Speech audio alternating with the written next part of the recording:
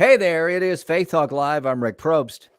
And I'm Dan Ratcliffe. Live from Ohio. There they are, Ed and Amy Uszynski of Weekend to Remember. Guys, how are you? Doing great. Yeah, it's beautiful up here in Ohio right now. So we're celebrating a sunny day. A sunny day. Are those few and far between, or? They are in the spring for sure. Yes. Yeah. Glad you guys aren't getting a big winter snowstorm moving through. It seems like that seems to be happening a lot this winter. Well, and if you come back tomorrow, we may be in the middle of it. Now, what do the Uszynskis do for fun where you live? And then we'll get into the particulars about Weekend to Remember. What do you guys like to do? Do you guys have kids or? We do. We have 4 kids ranging from 22 to 12. So most of our fun time is spent chasing them to different fields, courts.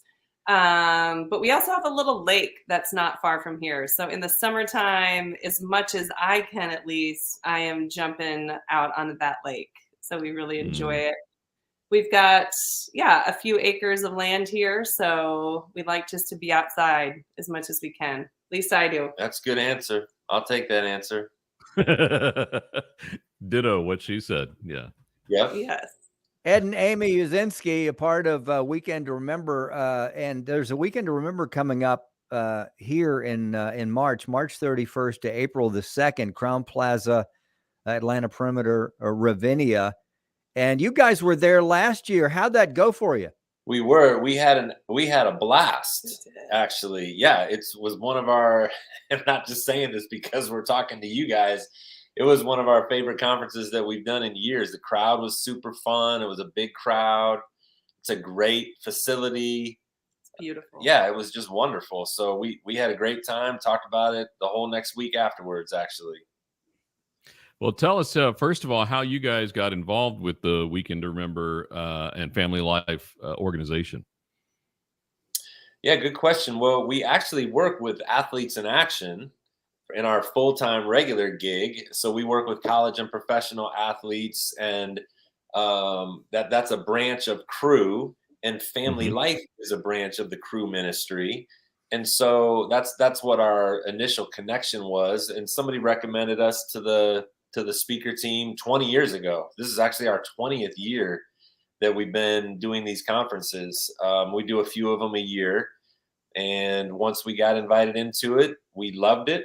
And it's been as much a blessing to us as whatever it is we provided for crowds through the years. Now, you talk about Athletes in Action. Now, how long have you been doing that? And has your approach changed over the years? You've been doing it for a while because the culture changes, people change. Tell us about that. Yeah, that's a good question, Rick. I'll let Amy. Amy's actually on campus right now at a couple campuses in the Dayton area. Yeah, so I've been on staff for 23 years, going to different campuses in this area. Currently, I'm at Central State University and Wright State University. And honestly, it hasn't changed a ton in the sense of we just go and we're sensitive to what's going on in culture.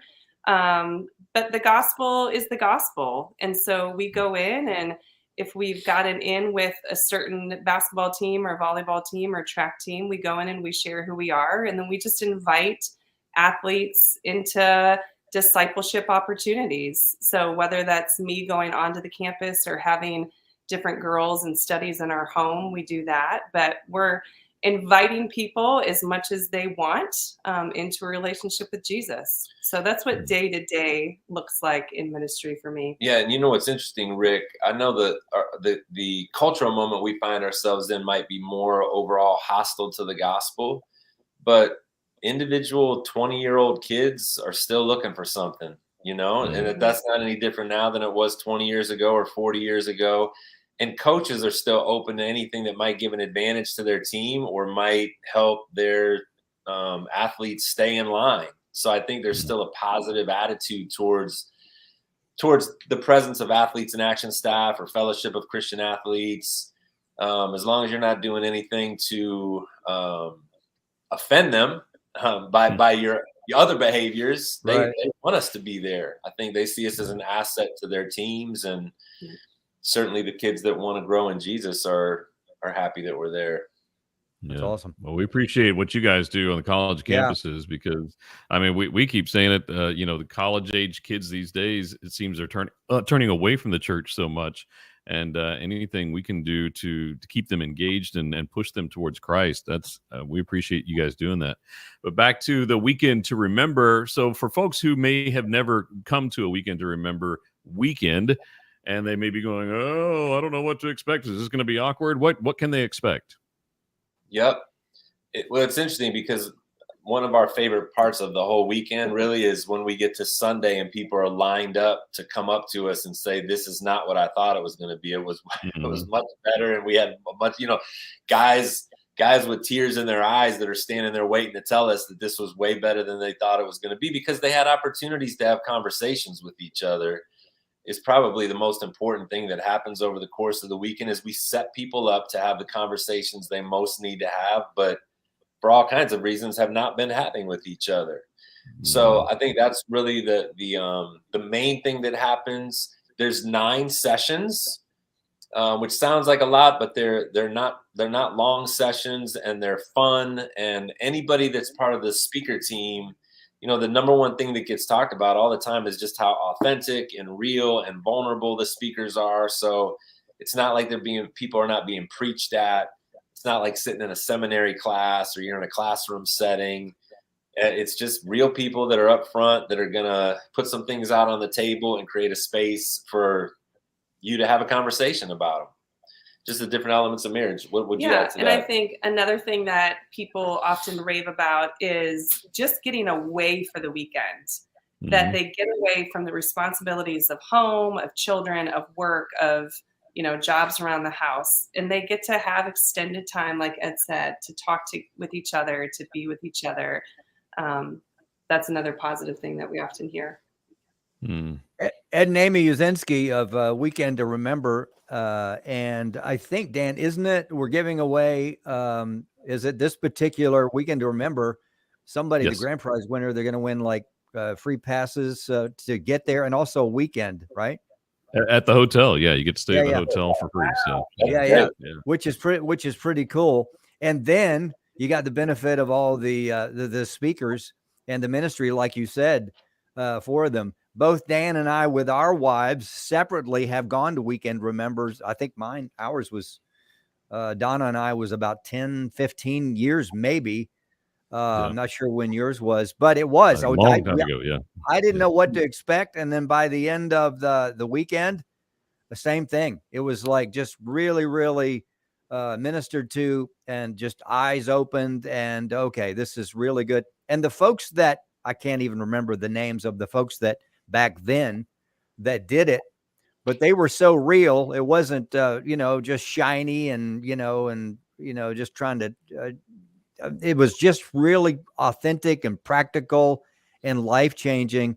And I appreciated that. They really did a lot. It's March the 31st through April the 2nd, the Weekend to Remember. Go to FaithTalkAtlanta.com. We got a couple of minutes, guys. What's the key, do you think, for folks that maybe have gone? We want people to go to this one, but the folks that are going to go to this one or have gone to others, what's the key to continuing to grow in relationship and marriage once they've left that weekend?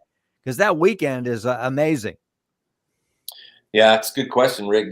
Good setup for me even to throw this on the table. When you mentioned that both you and Dan and your wives had gone in the past, a few years ago, Family Life actually set in motion a refresh of the conference. And so literally right now, and I don't know if we were doing the same one last year or not, but it's a new conference based on feedback that Family Life had gotten from decades and responses that they'd gotten from people afterwards. There was basically a redo of the conference. So it's still essentially the same content, but it's repackaged.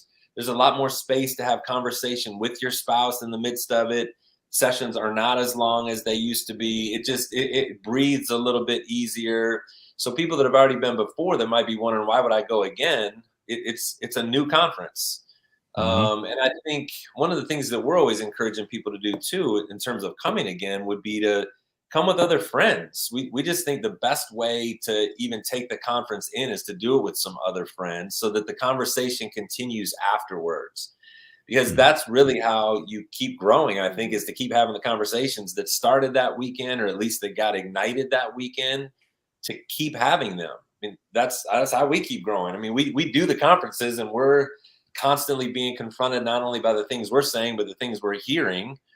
And it gives us things to talk about the next week and next month and the next year with each other. And I would say too, I think some people think about going to this weekend, they think they have to be in dire straits, that their marriages have to be, on the brink of divorce. And although there are couples that are there, that this is their kind of last ditch effort, there's couples that have been married for 50 years and go to these. They're doing great. Yeah, they go to them periodically. And so there's the whole gamut that everybody is going to hear something, is going to be challenged to grow in an area of their marriage that maybe they haven't before, no matter where they're at on the spectrum. So, and I would just agree with Ed that I think what challenges people after the conference is to continue to dialogue with each other, but then also with friends outside, whether they need to then find a counselor to help them move past something that has come up or something that has